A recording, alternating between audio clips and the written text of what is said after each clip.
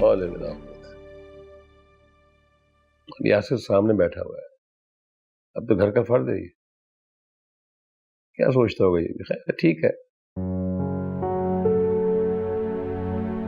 मुझे इस बात का अंदाजा नहीं कि फिरदौस के साथ क्या सलूक करेगी।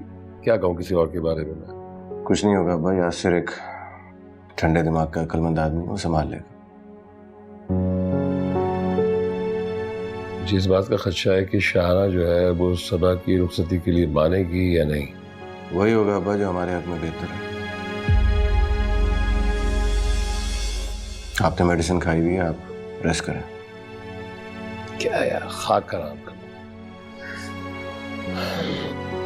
जाओ तुम दोनों यार, अकेला छोड़ दो बस।